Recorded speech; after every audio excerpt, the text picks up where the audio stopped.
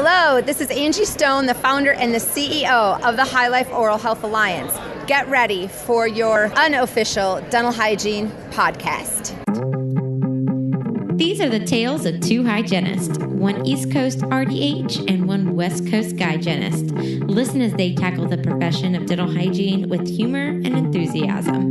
Now, please join Michelle Strange and Andrew Johnston as they tell you a tale of two hygienists. So what I think is nuts is that this is episode 89, which means we are 11 episodes away from 100. Yeah, whatever. I mean, almost to the halfway mark, right? For you. Oh, Who yelled at you the other day for being a quitter? Oh, that was Sarah.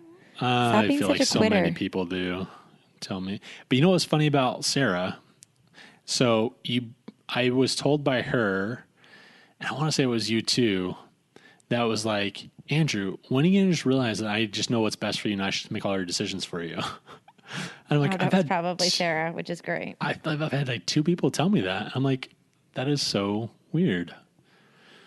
You know what else is interesting about episode 89 is it might be one of our last, because between the fire that's going on here in Washington/Oregon and the hurricane that's about ready to hit your place, we both might not survive this. Oh, yeah. Super excited. Good Lord.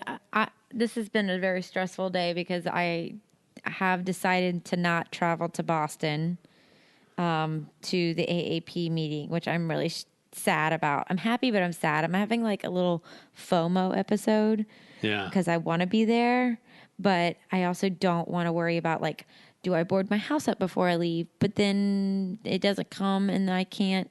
And like I come home and I have to unboard it, which isn't a big deal, but except that I have 3 stories and it's not like an easy feat to just like throw a board up there. Sure. And then it's like if I see that it's not coming towards us and I leave and then it turns and now I can't get back home and then I have to have somebody come out here to do that, which I mean, I'm sure everybody's got to deal with their own stuff. So they're not going to deal with my stuff.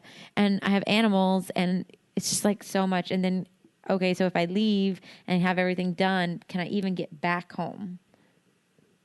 Like, would I be able to get back home? Which is all good a big points. Deal. Yeah. It's just been a very bleh. And then, you saw Patience today on top of all that, by the way. What's that? And you saw Patience today. I did. Today was crazy day. Yeah. Seeing Patience. I don't want to call you out because I don't want to hurt your feelings, but I kind of want to call you out that we talk so much trash about people answering their phones at work. And you answered when I called you today. And I'm like, what are you doing? You're like, I'm not ready to bring your patient back. I'm like, well, don't answer your phone then. You're like, you do it. I'm like, well, it's different. Yeah, you do it. I have my phone in my op because I play music off of it because we don't have like speakers and stuff. Oh, okay. It's an outreach program. So like I just play Pandora off my phone now. And so I was like literally typing the last note and the music stopped and your phone call came in. I was like, what do you want? Perfect timing, as always. It was pretty good timing. Pretty good timing. Yeah. So you're not going to Boston. That's terrible. I know. I'm really bummed about it because, I mean, I love the AAP meeting. There's just going to be a lot happening. There are going to be a lot of people that I was going to be able to meet with, and it's just not going to happen. But again, I'd just rather be home and not having to deal with it. But it also goes to show how wonderful my company is because I was like, what do I do?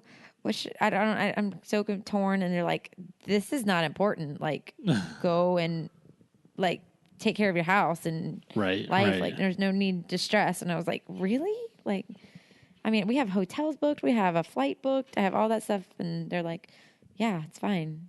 Don't stress. I'm like, what? This is crazy. So I appreciate them. Yeah, definitely is. Quite nice. So I feel good about that. It makes me feel very happy that I work for Tepe because they're good people. Yes.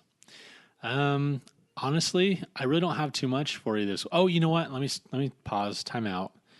I want to let you know I finally moved away from Sela this past weekend. I went got a U-Haul. And I don't know if I told you this part, but I had a little 10 by 10 storage unit still over there with a bunch of my stuff in there. I do remember that, yes. Well, I finally moved it all over. It's official. We're living in Vancouver permanently. It broke my heart a little bit. Honestly, didn't know that was going to be a problem for you. Well, it's like, well, here's the thing. It's like I had still like my foot still over in Sela with like the storage unit. And, you know, my friends are still there and I went over and hung out with them and I missed them. And they were so cool about everything. And it just made me want to go hang out with them like every day. But now I know that I can't because I'm officially moved over and it's like official. Anyways, so that was a really hard moment for me for this weekend. And then freaking Molly decided to up and go to kindergarten this year. And so she decided to do this. I can't believe her, the nerve of that little 5-year-old girl. And so she went to, I know, well, she really is. So she went to kindergarten today. And I asked her, Molly, how did it go? She's like, great, Dad. I have lots of friends. I'm like, Molly, it's day one. Like, I was like, you can't have lots of friends now. I'm like, first of all, you're at Johnston. We don't have friends. That's just like, can't get that in your brain right now. And then she's like, no, I do. I'm like, oh yeah. I'm like, well, what were their names? She's like, oh, there's just too many. I can't remember them all. I'm like, excellent. And then she said something about a little boy who had his fingers painted. I'm like, cool. She's like, yeah. I'm like, so that's what she took away from. Like his fingernails painted? Yeah. That's what she took away from school today. She has lots of friends, and there's a boy that has his fingernails painted. That's all I learned. Well, all right. Yeah. Do you know there's like, I have two of my really good friends who are pretty introverted. They're very homebodies. They don't like to like go out and do stuff. Kind of like you. Ish sometimes, like get in crowds and don't really love it. Their little son, who is less than a year old, is like the happiest baby ever in all the land. Is happier when people are around, needs people. I was like, how do two introverted people have an extroverted child? Yeah. I feel like you and Allison did that. Both Molly and Hiram both. I mean, Hiram has girlfriends that are like 3 grades older than him and all sorts of things. Yeah, it's because he's just smiley and they just are loving kids. And I mean, Zach has a lot of friends too. I wouldn't say he's exactly extroverted, but none of our kids really have social issues, which is really surprising for as awkward as Allison and I both are. So whatever. Anyway, enough about me and my awkwardness. We should probably get to the old episode, the old interview, as it were. The good old episode. Yeah. Who do we have this time? Well, we have Dovetta Johnson on this week's episode. Oh, Dovetta. It was a good one. Talk about an extrovert. Yeah. She really is extroverted.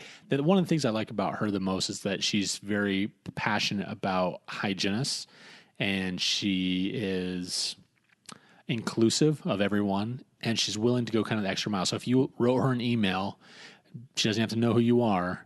She's probably gonna write you back. Like, she's just always putting out a helping hand for all the hygienists out there. She's a really fantastic person. She is, and she works for Voco, and we really appreciate all the times that she is like fed us and gave me wine. And I mean, she's just a lover of people and like still, like you said, very inclusive. And we had a great interview with her. I actually learned quite a lot about glass ionomer. Yeah, it was a really good discussion on glass ionomers. So everyone enjoy. Hey, Michelle. Yeah. It's time for the interview. Oh, but I had something else to say. We need to let the experts talk now. Fine. So day 2. Are we going to call this 2? Well, yeah, sure. It was 1 and a half? I mean, it's the morning of day 2. like when we count, you start with 1 and then 2 and then 3. And we did something yesterday, so that counts as 1, and this is going to be 2. Okay, Andrew. Day 2 of Day RDH 2. under one roof. It's so hard to actually have this podcast sometimes. Like, we can't figure out the simplest little things. It's a day 1 or day 2. It's And this episode is our 85 first or 89. interview of day 2. And It so we're happy that you got up with us this morning. Thank you for getting up. Will you tell everybody who you are and what you do and all that fun stuff? Certainly. I'm Dovetta Johnson with Voco America, and I'm the Director of Marketing Communications as well as the Director of Professional Relations for Hygiene. Voco America is a nationwide company. Also, we are in Canada, and we're a German company, and we actually we have products that go into 120 nations throughout the world. Mm-hmm.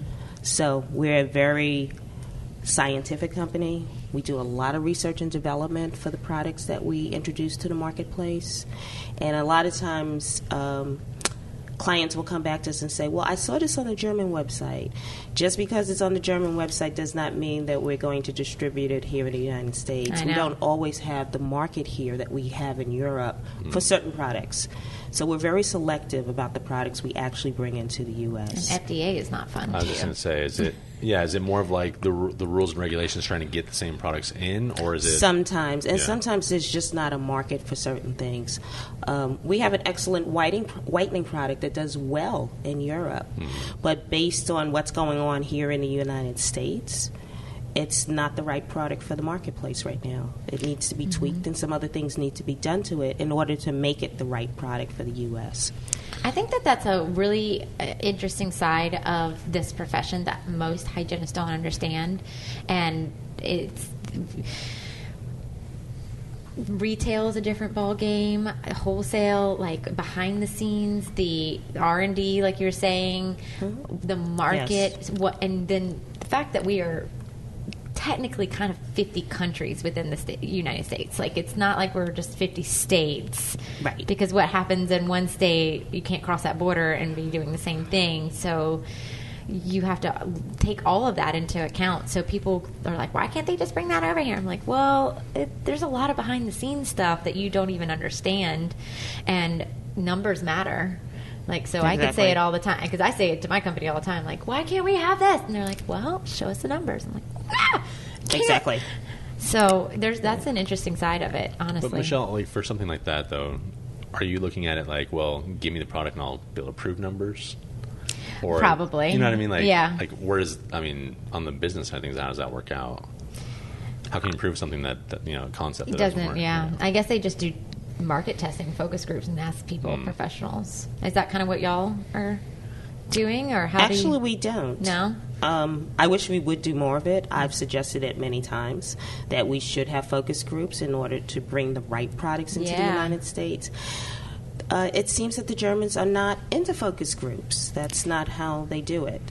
So they do their own research and development. They work with about 150 universities and institutes to approve our products and get our products market ready with all the study and the science behind it. Which is really cool, by the way. Yes. I'm super proud of that. Yeah, you're right when you said it's all about the science and research. Yeah, and no product comes to market until they've dotted every I and crossed every single T. No matter how much we're sitting there going, okay, but we're missing our chance. We're missing our opportunity. We're missing this. Yeah. Okay. You can miss all you want. But it doesn't matter. It doesn't matter. It's not coming to market. I love that. So that's pretty cool, too. And we see it in the long term because now I've been with Voco. This is my 11th year. And we have never had one product that was recalled or issues with a product or anything like that. Wow. And that speaks volumes for any manufacturing company. I say, what other company can say that? No, that's a great. Yeah, we've never had a product very recall. Hard to say. Yes. Wow. And just so everyone knows, we've only been in the marketplace for about 13 years now. So we're still the kids or the new kids on the block. Like the babies. We're the babies. We're the babies. To the other ones, yeah, but we've got some of the bigger guys looking over their shoulder because here comes Voco. Yeah. So what are some of the products that maybe our listeners would be familiar with in the United States? On the hygiene side, it would be our Pro-Fluoride Varnish, and that is now ranked as the #2 selling varnish in the United States. Wow. Okay. So we're behind 3M. They are number one, but there's a big gap there because 3M's been out there much longer than we've been out there. Our product's only been out there maybe 7-8 years. Oh, And okay. we're already number 2. Oh, and that has a lot to do with the way that product tastes, the way that product is applied, and the flavors are amazing. Our caramel flavor is just kicking butt all over the place, which is wonderful. And they say that duplication is the best flattery, so we're seeing a lot of that because companies are coming to market with caramel flavors of varnish. So it's just kind of cool to watch. It really is. Prophy paste, all that. Yeah, I'd say for a lot of the hygiene things, it's about the flavor. Yeah. Because, I mean, I had a kid the other day. It was just like, what flavor do I have? I'm like, get a lot of stain. And we only have one type of coarse, and it's mint. And we have a bunch of medium grits, and different flavors for the kids and things. And I was like, sorry, buddy, it's got to be mint. He's like, I hate mint. So Mike, then, well, then don't get stain on your teeth. Yeah, that's what I told him. I was like, well, do a better job. Oh, yeah. And we wouldn't have this problem. Exactly.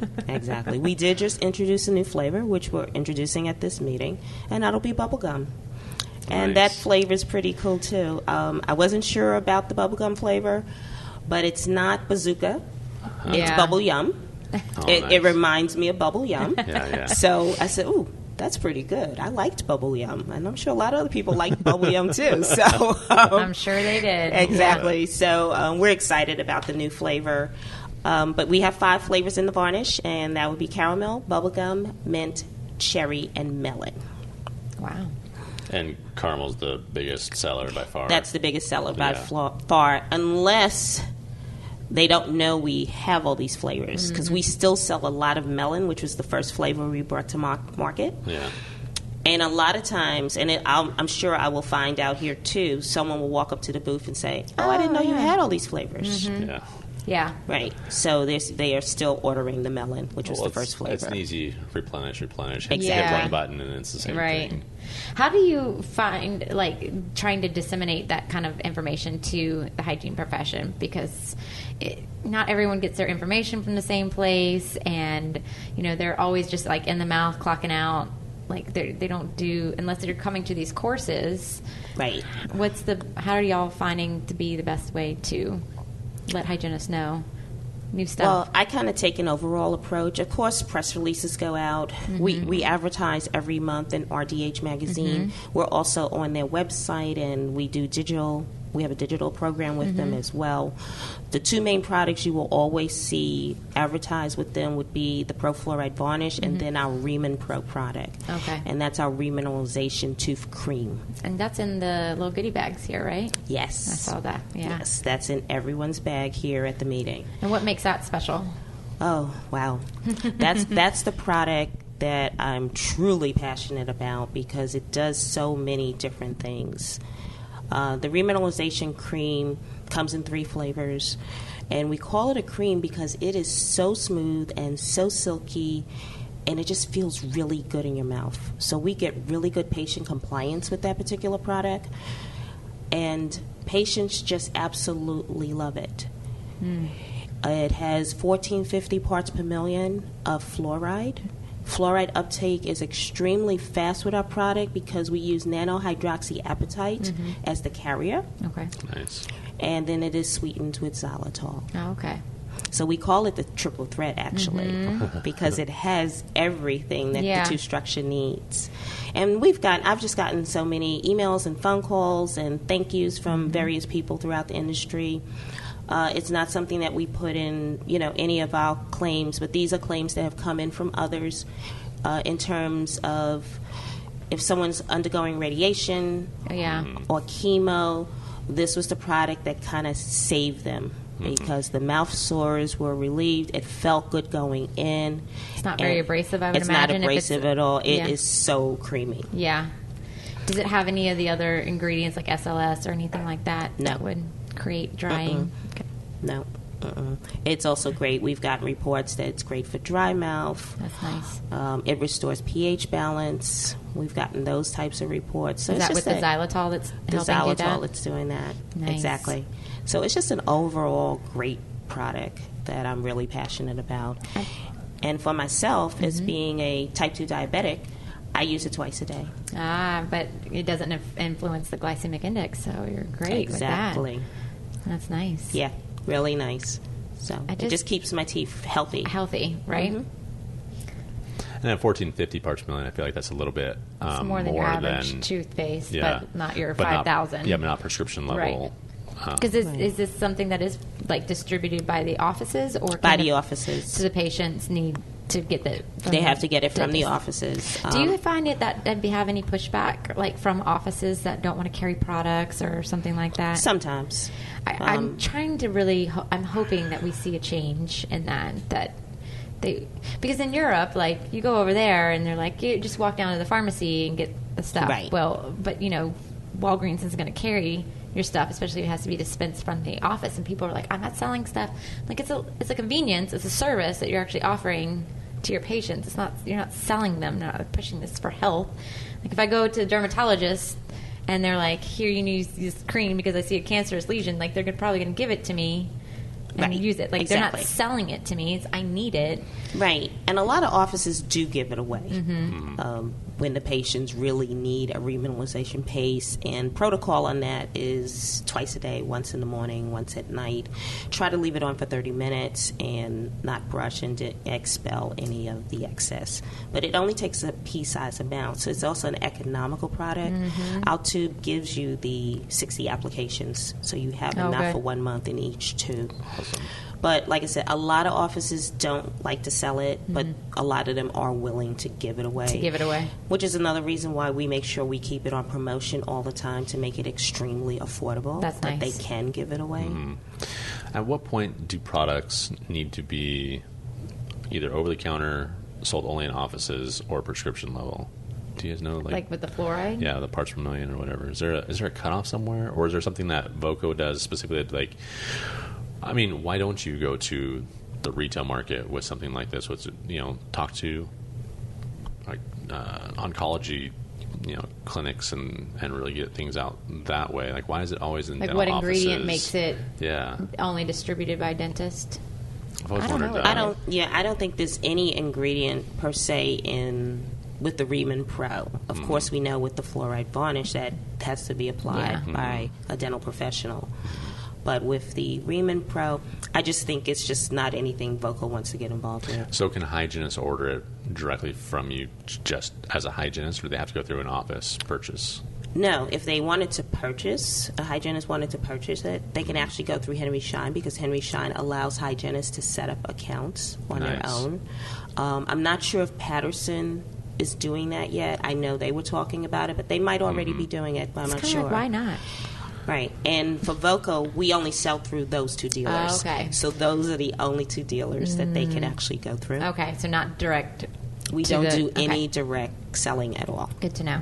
And so that'll be good for people like we interviewed Kyle Isaacs last night and people in Oregon, Washington, and a lot of other ones that can go outside of the clinics and practice and go to the people. Right. I think that'd be, and they're higher needs usually anyways, higher carries rates and things like that. So that'd be a really good product for them. I'm really curious about your question. We need to find that out. Like, what makes it not able to be dispensed over the counter? Manager, you hearing that? We need to find that out because that's a really good question. I've never thought about it. Michelle, thank you. You get one today. Oh my gosh, I'll take it. It's the first interview of the day, and she's already complimenting me. I already screwed up the sign, so I'll give you that one. It's a give and take here a little bit, Dovetta. I love I'll give you one I because love I made a real big out of it today. So, yikes. I do kind of want to get into some other things. Let's talk about other things. Okay. Did you want me to just tell you briefly what the other hygiene products are? Yeah. I would love it, Right, because those are not the only two. We also have Admira Protect. Admira Protect is a very interesting product. It is a desensitizer that is light cured. Oh, okay. Admira Protect goes on in 2 coats per se, so you put a coat on, you light cure, put the second coat on, and you light cure. We have clinicals on that particular product that sensitivity would not come back for 2 years depending on patient compliance and how well a patient's hygiene is. So we do have clinicals that product will last in the mouth for up to 2 years. So what is their home care? What, just good home care? Just regular brushing and flossing, nothing specific to our product. Wow. Is this dent or cementum applications, like root surface applications, or is this enamel applications? More root surface Yeah, okay. applications. Does it? So, do you know how it works? Like, how does it adhere and all of that? Well, it goes into the tubules pretty much like a bonding agent. Okay. So it seals off the tubules. That's why it needs the 2 coats, because it doesn't have all of the same ingredients as a bonding agent. So with the 2 coats, it does seal them off. And that's why patients can report no sensitivity immediately in the chair. Nice. That patient can come in with sensitivity if that product is applied, immediately give them a glass of cold water, and they feel nothing. So is it something that you could do like pre-procedure? You can. You can do it pre-procedure, but I have an even better product for pre-procedure. And that product is called Profluoride L. Okay. Profluoride L is a liquid varnish, and it is truly liquid. It has kind of a little medicinal smell, so that's why we don't do as much with it as we could. And you children are not going to shy away from it, but it is truly liquid. It is truly clear. It flows wonderfully, and that product has 5% sodium fluoride and 5% calcium deposits. Okay. So it's short and long term with that particular product. That product also is the ideal product if you're doing whitening procedures in the office. Oh. What makes it unique is you could be in the middle of your whitening procedure and your patient is becoming quite irritated because they're becoming very sensitive. You can stop the procedure, apply the product, and continue, and it does not change the whitening results. Wow. So that product can be applied before, during, really or after Yeah. the procedure. So what's the application like? You said it's a liquid, so is it more It's like a a liquid. mouthwash, or do you still like microbrush, put it on? You still put it on with a brush like you would do with any other varnish out there. The other benefit of that particular product, because it is a synthetic matrix and not the matrix that is used in traditional varnishes, there are no allergies attached to it. Oh. So, for Very instance, nice. if you wanted to use a varnish on a patient and they're allergic to a standard varnish, this would be the product that you'd be able to use. Okay. You wouldn't have to go back to a foam or a gel. You could still use a varnish because we This is have something one. I can take home when I whiten my teeth. I travel with it all the time because, like, it just works. And when I whiten my teeth, on it goes, and then I do my whitening. And then you don't get it's that sensitive. none Like I hit at day all. 3 and I'm like, take a deep breath and I'm like, oh, it hurts. If you use Profluoride L, you won't go through that. I need to get some Profluoride. All right, so Christmas present for Michelle. Profluoride L. Call Dovetta to get Profluoride Right. L for Michelle.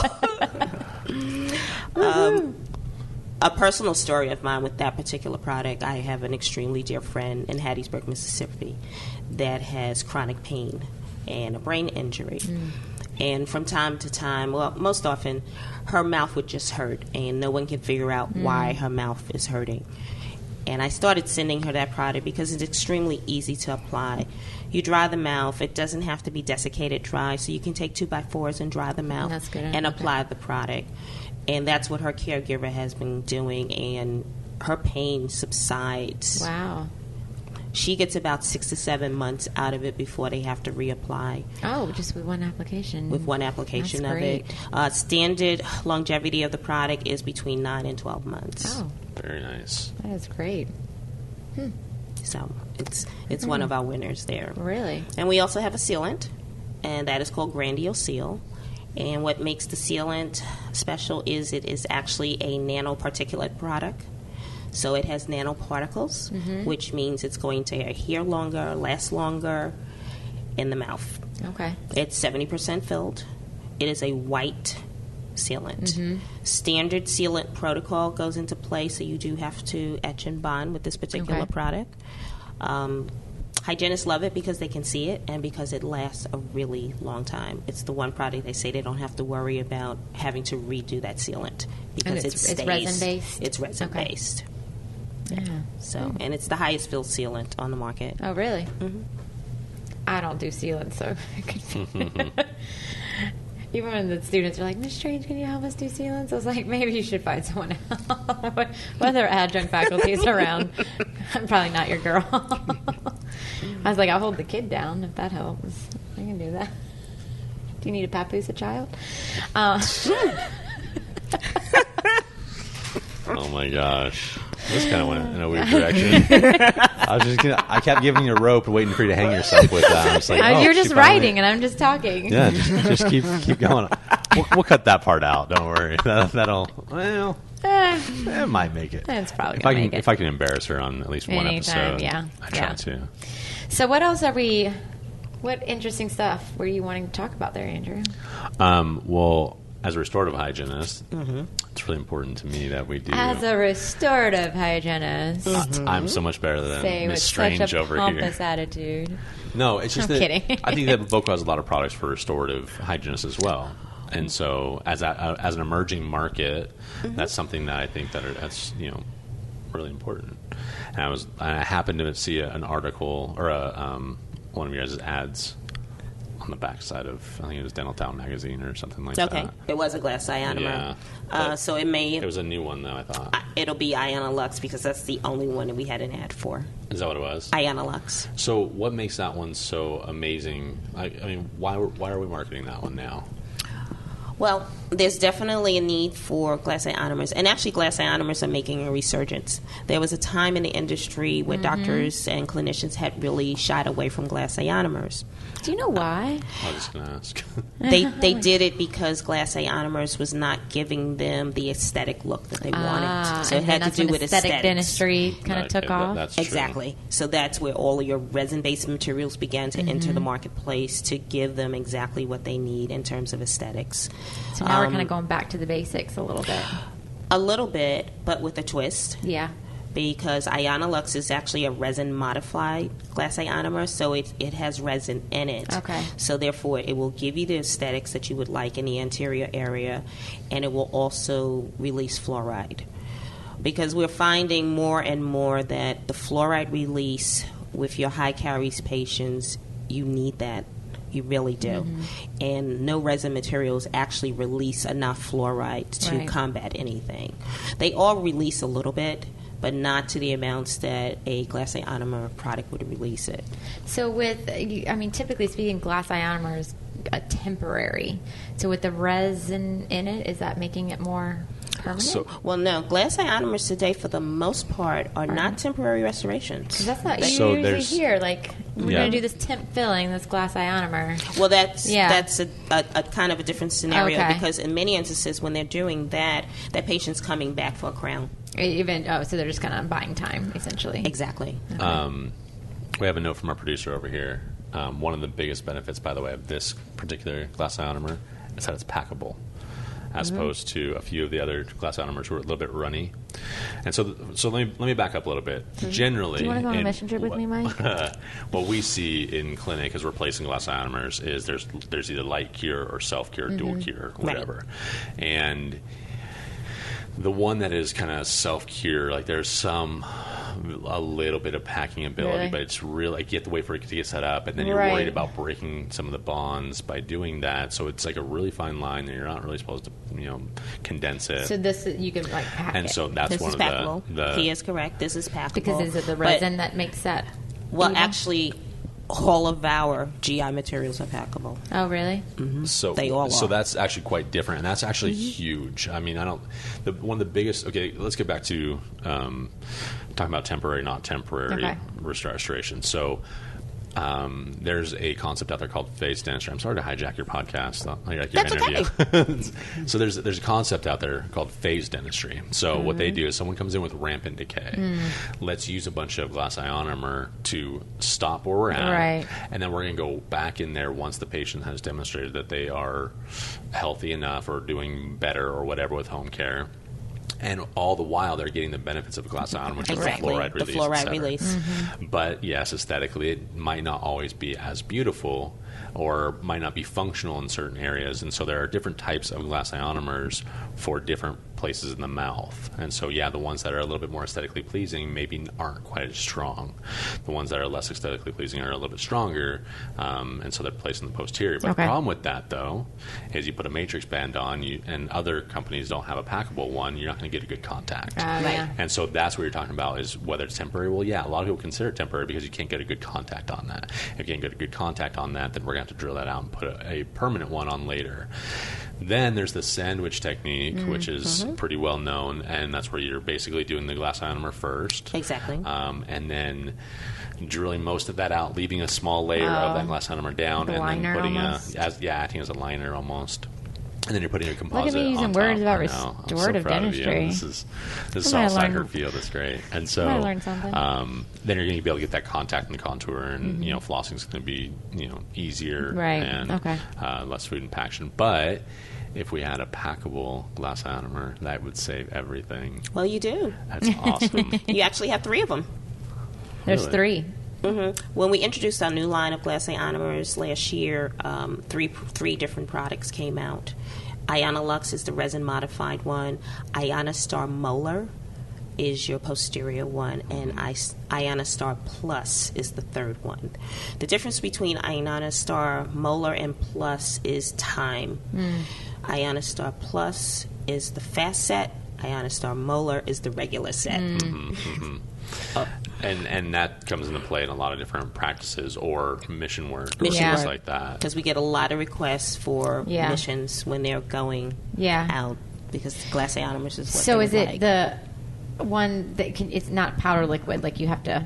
It has to be triturated. Okay. Yes, That's my it still has issue to when be I come. It has to be triturated. What we did do in terms of our glass ionomers when we introduced them, we actually introduced them in a new capsule, so you no longer need the activation device to activate it. All you have to do is press it down on a table. Oh. And it activates, and then you put it into the triturator. And depending on, you will have to play with that in the beginning to get the consistency that's needed. And it depends on the age of your triturator. If you have an Makes older sense. triturator, it might take a little bit longer to get to the consistency that you want. So you would triturate it for between 10 and 13 seconds, depending on your triturator. We recommend 10, but it doesn't always work at 10, so you have to play a little bit. And it has a nozzle that you can then put it into any of the devices that are on the market. It fits. Our capsule does fit all other devices. And then you can distribute and apply the product. So is the activation? Inside it are there 2 separate components? Basically. And so when you're breaking that little septum in the middle, Right. and then it mixes together It during mixes the trituration together. process. Okay, that makes sense. Do you know by chance the shade spectrum that do you guys have enough for? Look at that. There it is. Because what I'm asking, I guess, is for aesthetics. We really have to match the different colors very well. Right. And that is one of the things Voco does really well when it comes to shade matching in terms of all of their products, resin or glass ionomers. And with the Ionolux, let's see. Ionolux comes in an A1, A2, A3, A3.5, and a B1. Nice. I feel like those are going to be your pretty general. What do you guys? You guys use a lot of B1s for whiter teeth? Yeah. Is that what it is? Okay. So I feel I always get them mixed up because there's a grayscale and there's a kind of more, I think A is a little bit more yellower and then B and C are Then kind B. of be a little more white. So that's good. And then And the way 3.5 this is pretty packaged popular. too, we have what is called we call it the intro pack, and that comes with all the shades so that you can decide what you would need most in your office, and then at that point you could just order refills. I love it. So you can order it either way. Are you finding that more and more hygienists are talking about restorative functions now, or do you still see it's kind of as it's always been? For us, it's kind of still the way it's always been. At the beginning of the year, though, we got into a pretty in-depth conversation because Patty DeGangi does all the coding for our hygiene products. Okay. And in doing her regular coding for our hygiene products, she added the ART code when she sent them over to me. So she and I had conversations back and forth because I had never really heard of it. I did my research, did my due diligence, reached out to different people. I'm trying to interrupt you for just one second. So just for students or new grads, ART, we've talked about this before on the podcast, but it's the atraumatic restorative technique or a traumatic restorative treatment or something. There's a couple different ways, but basically... It's ATR and ITR. Yeah, basically like a scoop and fill kind Exactly. of idea. You're not going to need a drill for this. All right, sorry, continue. Oh no, that's okay. So I started a dialogue within the company and outside of the company because, like I said, it was part of what she sent us to see if it was something that we wanted to do with the glass ionomer. Because normally, only thing that comes back would be our hygiene products from her, but this one was on there this year. So in doing the research and having the various dialogues, the company, though, made a decision that wasn't something that they really wanted our reps to try to go out and talk about. So our clinician, though, he's also our clinical director, Dr. William Pavelitz. He does speak about it when he speaks around the country because he's also a DMD. So he can speak about it, and we know effectively put it in its right perspective. Sure. Several doctors who we reached out to in terms of finding out more information on this particular procedure came back to say that they didn't think it was something we really should align ourselves with because they felt it was a reduced service to the patient. And Voco's To always what patients? The ones that can afford a filling? Or because they look at it as temporary. or the ones that can't I said need it because the they're most. They're not and the- educated enough to understand Right. what's going on. Right. Yeah. Right. So we made a decision, like I said, to take it off of the coding sheets that we send out to our reps and basically just Dr. Bill, as I call him, he goes out and he speaks about it. That's kind of unfortunate. It feels like we're like it's that same fight that we're fighting. Honestly, Not though, a lot I of mean, other- I do understand. I do too. Right now, where you guys are at, just because I feel like yes, we're going to get there. We're going to get there, and the dialogue's already been started. So that's the most important part of the fight. I think is Right. getting on the table. But it's a lot of the art is going to be in third world countries. It's Exactly. going to be in mission trips. Yeah. Because that is what it was. Currently, that's what it's at. That's how many where states it are? is. How many states are allowed? Are But hygienists they're allowed to do working, that? like South Carolina's been working on the legislation for a Right, while. they're working on it. They're not there yet. But so the why market's not not have there it? yet. So I understand. Like it's not a fight to. I be guess my fighting yet. fight is with the argument that it's substandard. I guess. Oh, to yeah, that's an, bullcrap, An but- actual person that could afford a filling that has, okay, like so that's substandard Yeah. maybe in your situation, but for the masses. It's Most of the U.S. and our Yeah. terrible oral health conditions. Yeah, no, It's we an use issue. it quite a bit. We you? love glass ionomer. Wonderful. Yeah, it's a fantastic product just because of we do see a lot of rampant carrier higher needs, and it is a great way to either have a permanent restoration in certain situations or use it as a temporary. But you have to have the education behind it to understand Exactly. where's that patient at in their life and their lifestyle, like what are they doing, and how do you really use that product? Right. So Right. I'll come And help you doing my fight that battle anytime you want. You tell me. Thank you. I'll yell at them. Okay, that'll be good. But in also doing our research on it, I actually even reached out to Aetna because I wanted to see how many claims they had gotten with the code, just to have an idea there. And there were very, very few. So it is still something that is still people are still figuring out, trying to wrap their head around. Is this something I really want to do? And I can almost bet too that a lot of hygienists don't even know that the code is there. No, I So, don't. so that's here's a a good question point. about that code then. Are they coding it out as the art code, or are they coding out as a temporary fill code, or are they putting it as a permanent filling code? Because you can have some companies, some offices, some doctors will, if they use that as a permanent restoration, use a composite posterior code for it, even though Right. they're not using actual composite. You know what I mean? That I'm not sure of. I just know I sent it into my colleague over at Aetna as the specific art code. Yeah, I don't think that one gets used at all, hardly, because Right. And we would use it as was- one of the I other think two instead. It was under 200 that Wow. had been submitted for the year last year. Wow. For that particular code. It's usually going to be temporary fill or permanent fill. Like we don't even use art code in our office. We do not. But do you know anyone that does? Yeah, I mean, it would.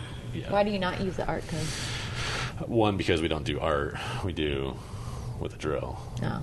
So it's not really a true scoop and fill. Scoop and fill. And Okay. so I wonder if I Kyle feel uses like it. Yeah, I mean, we can reach out. I mean, I live in Washington State. We do a lot of restorative there. Both Mike and I are restorative hygienists. We have a lot of people that can go out to the different communities and stuff like that too. So we'll help you with some of that research, trying to figure that out. But I would love that. I don't think hygienists are doing any scooping at all at that point. So that's the problem with the coding. Okay. But I'm so glad that that's out there, though. Mm-hmm. Yeah, no, it's out there. It stays in the forefront. Like I said, Dr. Bill uses it in his presentation all the time just to educate hygienists that it's there, it's available. Our product is ideal for it. And you spoke about the sandwich technique. That's one of the things that Dr. Carla Cohn will be speaking about tomorrow in our 2-hour lecture. She's a pediatric dentist out of Canada, and she does amazing work. So, and she's real big on the sandwich technique. She want to come on a mission trip with me? Yeah. I'm going to start putting my feelers out. Put your feelers out. She's going to create a whole little platoon of... I know. I need them. I need people to teach me these things.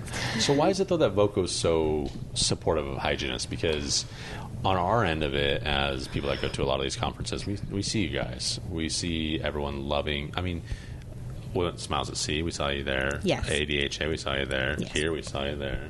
So why are y'all so y'all passionate? And then you have these great dinners and like really support hygienists. That all kind of came about. Well, for me personally, it came about probably 20 years ago in terms of hygiene. Oh, okay. That's when I worked at my first hygiene company, or a company that had hygiene products, because I started my career on the lab and restorative side. Mm-hmm. And then my second company that I worked for, Medicom, and they had the first fluoride varnish that was on the market. And that was my introduction to fluoride varnish. And that was the brown, ugly varnish. That's what I went out and sold every single day, and sold a ton of it, because varnish was new and emerging on the marketplace. And we now know that varnish is the best fluoride treatment you can give your patient. Because I had the 1-minute foams and gels, and you read the fine print. Yeah. Oh, it's not 1 minute. Okay. 4 long minutes. And Very no one long can minutes. right. And no one. I don't even know if I could sit for the 4 minutes. So we know used to have to do that to our can't. patients in hygiene school. I know. And I like have almost my whole operatory broken down by the time that thing was done. So when I joined Voco. And Voco is predominantly a restorative company, but the hygiene products that we have are really above the crest in terms of being quality and what the industry needs. And I just kind of stepped forward and said, well, I want to do something with hygiene, and started doing various things with hygiene and telling my president, well, if you really want this product to move, then we've got to get to the hygienist. We've got to do this. We've got to do that. And he just kind of let me go and do it. That's so nice. Therefore, it's really my passion. And I'm very passionate about hygienists. I'm very passionate about hygiene products. And I push, and do what I believe the industry needs and give as much support as possible in the industry. Yeah. So, and I love hygienists and I love hygiene products because I find hygienists to be extremely passionate. Yeah. They're very passionate about what they do. They're very outgoing. They're just happy most of the time. I don't think I've run into a hygienist yet that was not happy. So they're very proud of what they do, and I honor that. And I honor that by making sure that Voco continues to give them the best possible products, that they are educated on our products, and that they have all the tools that they need to do what they do. And we're very thankful for the hygiene community for that. So that's why you will see me at all the meetings. You'll see me about and around, and some of my colleagues call me, here comes Miss Butterfly. Here she comes. Social butterfly. Because I feel that more people I touch and more people I talk to, the more they know about Voco, and they know how passionate I am about the product. And Voco supports my passion. Well, that's really nice, especially coming from a German product that doesn't have hygienists. Exactly. That's really great.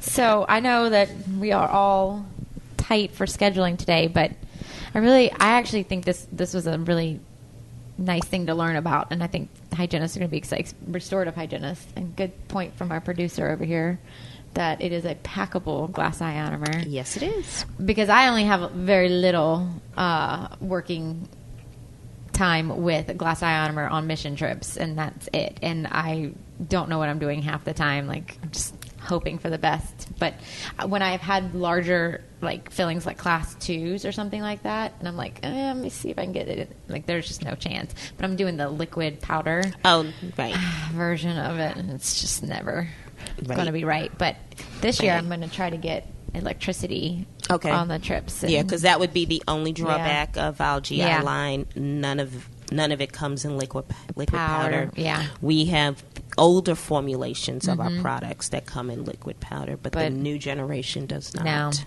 But still, like, if they wanted to do the liquid, is the older generation just without the resin? Without the resin, different set times. They do have different chemical makeups. Okay, but it's still giving fluoride release. Yes, glass ionomer. They still have excellent fluoride release.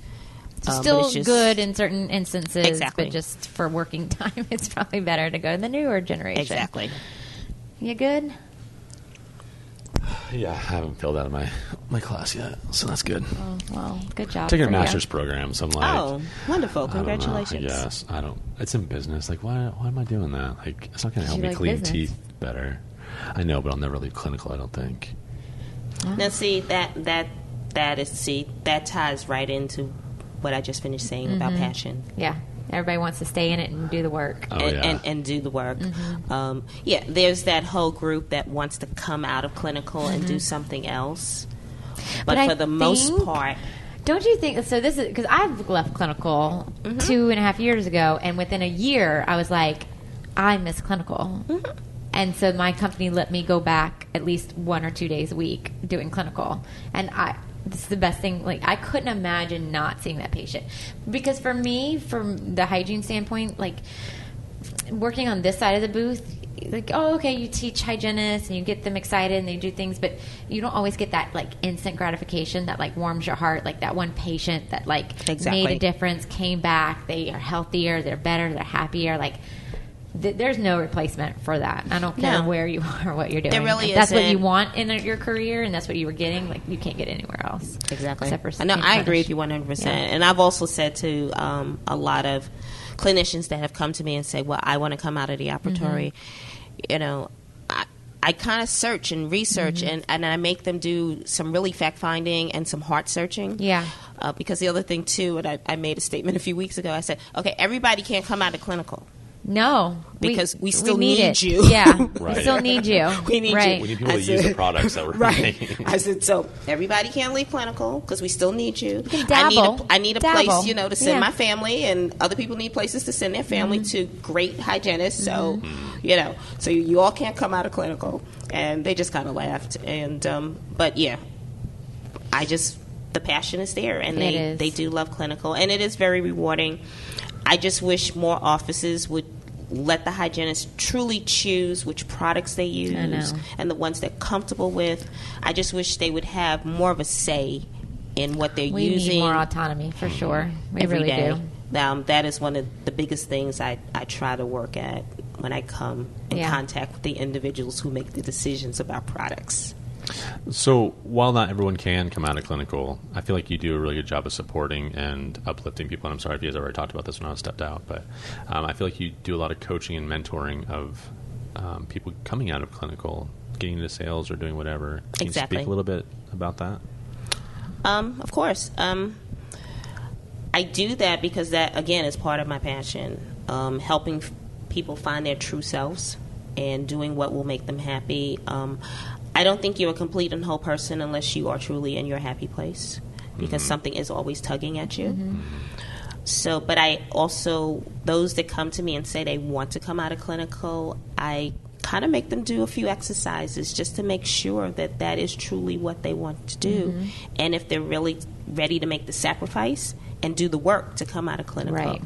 I am proud to say that Voco hires a lot of hygienists. I think we have 13 on our sales force right now. Wow. Now, we're a restorative company.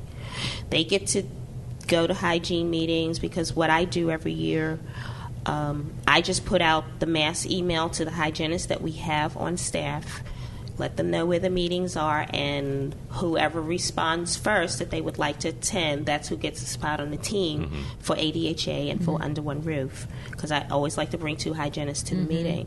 But we also have found that hygienists are just very, very good at what they do in sales. And I'm sure it has a lot to do with their background about the mouth and teeth and how to apply our products, our restorative products in that realm. All of our hygienists that we've hired do extremely well on the sales side. Wow. And we are always happy when we have a hygienist that's applying for a particular area. That's So really nice. we really try to support that as well. Be on the sales side, Andrew.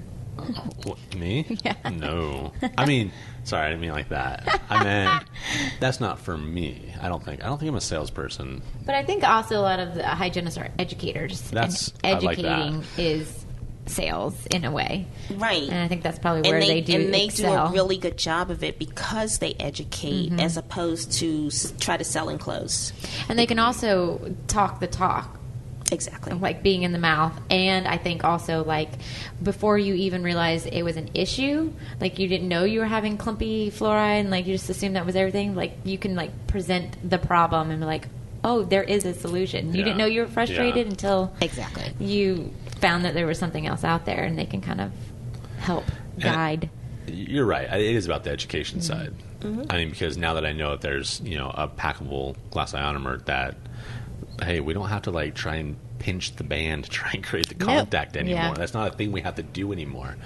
Like, I'm not going to be a salesperson, but I can educate. You can and educate. and people can make their own decisions based on the education that we provide. Right. You're right. Right. I love that a lot. Yeah. Right.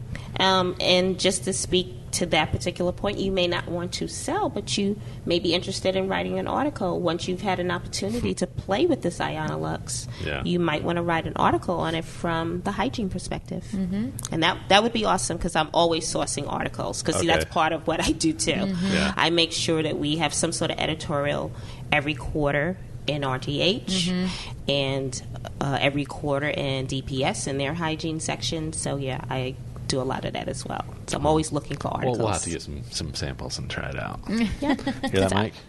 Okay. All right. All right. It's been almost an hour now. So, It goes by so fast. Any last words of advice for any of our listeners? It could be new grads or the experienced hygienist. Or The only thing that I guess I would truly say is Voco is truly a resource. Regardless of where you are in your career, whether you're just starting out, you've been in it 5 years, or you've been in it for your entire career, we really try to make ourselves a resource for the hygiene profession. So we are always there to answer questions. We are always there to send speakers in for your local components, because we are truly about education. So and research. We love it. Lots of research. Yeah. So Makes me happy. So where can, if they are interested in getting in touch with you and learning more and finding products and the research, where can they do all that? Well, we do have a website, of course, and that's vocoamerica.com. And also on that website, they can also, there's a tab to click if they want to find out who their local rep is. And there, of course, is the toll-free number on there where you can leave a message for me. I actually work remotely, so I am not in Indian Land, South Carolina. But they're in South Carolina? They're in South Carolina. They're in Indian Land, South Carolina. I don't even know where that is. It used to be Fort Mills. Oh, they call it Indian. Yeah, they haven't changed it yet. Fort Mills, that's on the border of North Carolina, South Carolina. Exactly. Yeah. Exactly. Fort Mill, Warren Hill. Exactly. But that would be the easiest way. And, of course, stop by a booth. Perfect. Awesome. Davita, thank you so much Yes, for thank doing you. this. Thank you for the Appreciate it. opportunity. It's been a blast. Oh, thanks. Listeners, I want to tell you a story. A story I found on the web, which makes this Scaling the Web with Andrew. This week on Scaling the Web. So this one... Is this one brought to you by Hold our on, good friend? I want to read this because I will never be able to do it justice if I don't read it. So as you guys have probably figured out, we have certain go-to people that are our friends that help us out with the podcast. Matt Crispin is one of them, and he sent us an email, and he said, just in case you wanted to do a scaling the web on this, I've taken the liberty of doing a gross debridement and helping you out just a bit. Only fine scaling needed now. Oh, thank you, Matthew, for doing all the heavy lifting on that one. Which is, I mean, it is true. Okay, so so this is from Health Resources and Services Administration, maternal and child health section. I'll put the link, of course, in the show notes. But it's mchb.hrsa.gov/child-health-day. So this is Child Health Day is what we're talking about. It's really short, so I'm just going to go ahead and read the whole thing. It says, on National Child Health Day, the first Monday in October, we celebrate with a commitment to ensuring children make healthy life choices and have the resources to lead happy and productive lives. Approximately 84 million children under 18 years of age are living in the United States. We support and improve their physical and mental health and overall well-being of these children, the youngest of our citizens. Every child deserves a real opportunity to fully develop individually, socially, and emotionally. We must offer every child and every family a fair shot at reaching their maximum potential. This is under the heading, Our Programs Support Positive Health Outcomes. Keeping our children healthy takes more than promoting good lifestyles today. That's why we provide a broad range of programs that address the specific needs of children and their families. This year, we celebrate the 25th anniversary of the Healthy Start program. Started as a presidential initiative in 1991, the first demonstration project included only 15 communities. It now exists as 100 Healthy Start projects in 37 states and Washington, D.C. The Healthy Start program reaches out to pregnant women and new parents in areas of the country with the highest infant mortality rate. It provides them with information and support to ensure a healthy pregnancy and connects them with the health care and other resources they need to nurture our youngest citizens. Through the program, we improve women's health before, during, and beyond pregnancy. Healthy Start plays a greater role than ever, serving as community hubs and working across systems to reduce infant mortality. Healthy Start strengthens families and creates the foundation for healthy infants and young children. How can you support Child Health Day? You can help us raise awareness about the importance of children's health and the great work you currently do within the MCH community. Join the conversation on Facebook and Twitter by using the hashtag Child Health Day. Discover how others are changing the lives of children on Child Health Day. And so, as part of that, Michelle and I and producer assistant manager Mike are all working together. We asked a bunch of people at RDH Under One Roof to have some signage that says how we're in support of children's health.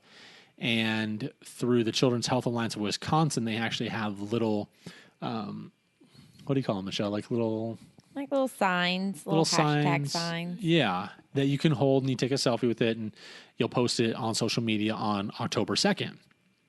So Matt wanted to also, for all of our listeners, if you guys wanted to sign up and receive one of your the little bubble things of your own, they have a bunch of them that you can just have. So please get in contact with Matt Crispin. I'm going to give his, let me see if he has his work email address on here. Please hold. And I'd just like to say, Matt, thanks for stirring the pot on Dental Hacks Nation the other day. Sorry I missed it all. I'm going to go back and look at that. Oh, yeah. I started looking at that, and I'm like, oh, this is going to take me a little while to read, so let me just give it some time. Okay, so here is Matt's email address for Children's Health Alliance of Wisconsin. It's mcrispin, that's spelled CRESPIN, at chw.org. And yeah, so go ahead and reach out to him if you want a bubble of your own. It's while supplies last, so we'll see how many they have. And it's basically just says, I'm for kids' health, and it's hashtag for kids' health. So that's it. Excellent job. Thank you.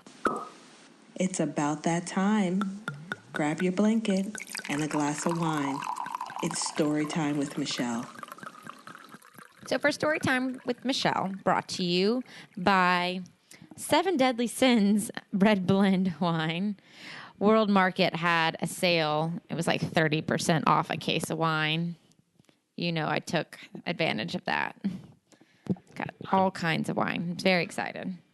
Are you drinking wine tonight, though? Oh, I mean, yes. Andrew. Silly You're question. So funny. God. Oh, you're so silly when you say stupid things. Continuing from communication skills for the dental health care provider, we are in chapter 11, almost to the end. This is going to be managing hearing and speaking challenges. So throughout this book, we have emphasized that effective patient-provider communication is a prerequisite of patient-centered care. Communicating with patients in a consultative context entails communication challenges that are absent in a social context. Common communication barriers include patients' pain and anxiety and providers' multitasking and clinical focus.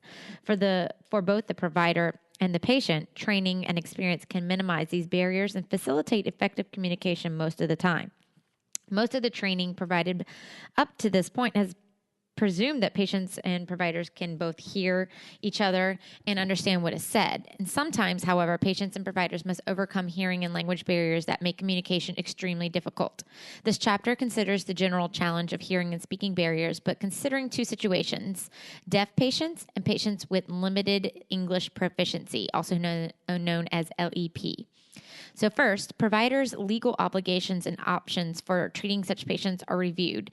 Second, the challenges facing deaf patients who seek dental care are reviewed, and several strategies for communicating with deaf patients are discussed. And third section presents guidance on using an American Sign Language, also known as ASL, interpreter during treatment of a deaf patient. In many respects, deaf patients use ASL as their first language. So some communication barriers experienced by deaf patients are similar to communication barriers experienced by LEP patients. The final section presents information on treating LEP patients, particularly Spanish-speaking patients, whose numbers are increasing in the United States.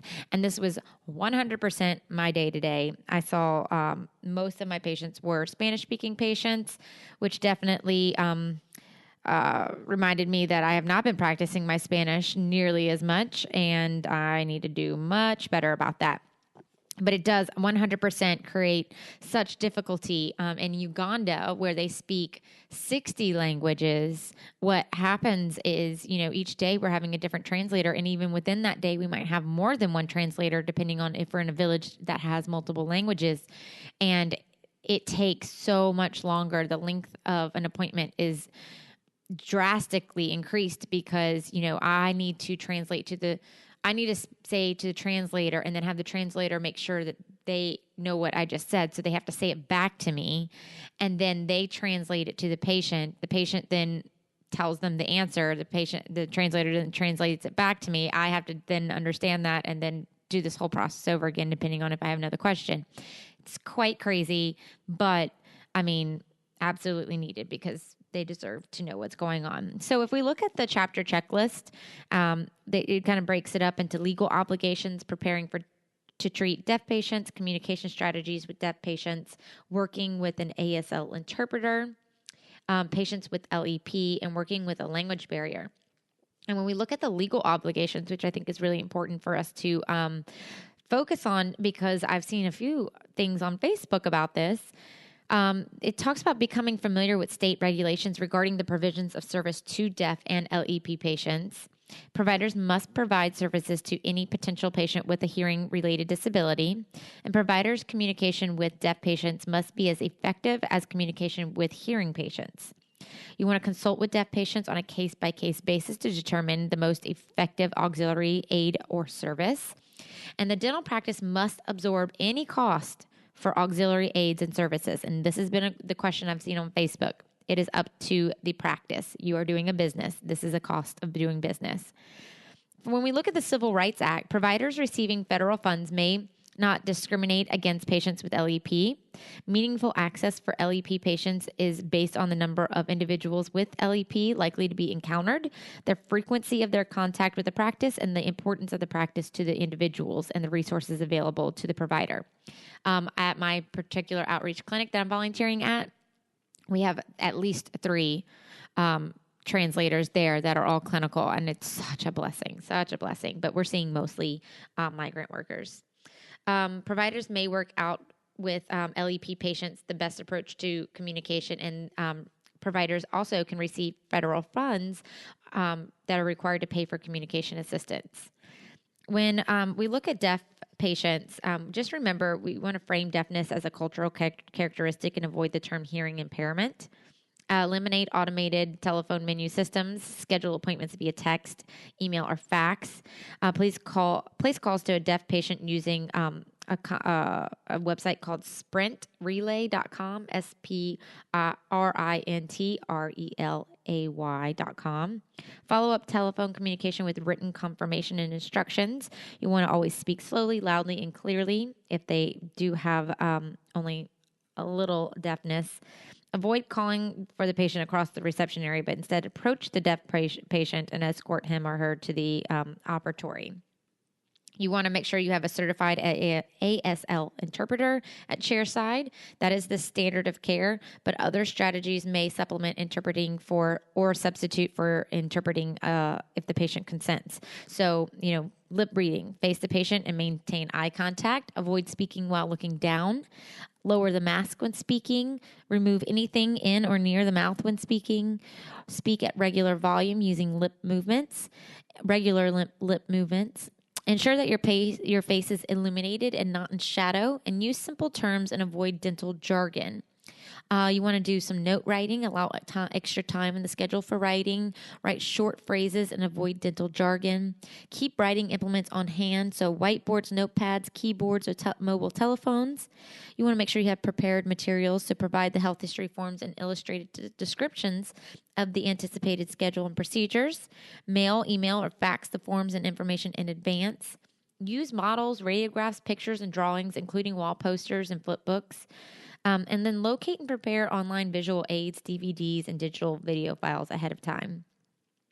When working with an ASL interpreter, decline any patient's recommendation to pay a friend or family member to interpret. Locate certified interpreters through the registration of interpreters for the deaf or via an internet search for interpreters in your area. And when patients with LEP, prepare to address a variety of language needs. Consider 3 situational variables when determining with the patient appropriate communication strategies. So the language skills of the patient and your own language skills, treatment urgency, and treatment complexity. Non-professional interpreters discourage the use of friends and family members as interpreters. And I'm sure we have all had that moment where a child was trying to interpret, and that's just never a great situation because they might not even understand what you are explaining to them or be able to explain it back to their parent properly. And so there's just a lot of things that can either be misled or misinterpreted in that kind of situation. You want to make sure you have good brochures, websites, and videos. You want aided argumentative communication board. Construct a low technology AAC board. Let's see what else. All-site interpreters opt for video remote interpreting over telephone interpreting to provide nonverbal visual cues. And you want to allow time. Understand that appointments with interpreters require much more time than regular appointments. Realize that simultaneous interpreting takes less time than consecutive interpreting. Clarify the interpreter's role, introduce everyone, clarify the scope of the interpreter's responsibilities, and encourage feedback. You want to use short phrases and simple language, provide nonverbal feedback such as eye contact, monitor the patient's nonverbal cues of signs of understanding anxiety or pain. All really great information, and that is Chapter 11, Managing Hearing and Speaking Challenges. So Andrew and I are always pretty transparent with the podcast and the things that go wrong and how, we have somebody out there with a voodoo doll killing our audio and creating technical difficulties. In the middle of my story time with Michelle, we dropped off the call and my computer crashed. So some of this was recorded without Andrew later on because it was so late on my end and he was just coming from work. So it was just a mess. So we decided that I would just record story time with Michelle later on. But I can't believe episode 89 is in the books. I can't believe we're so close to 100.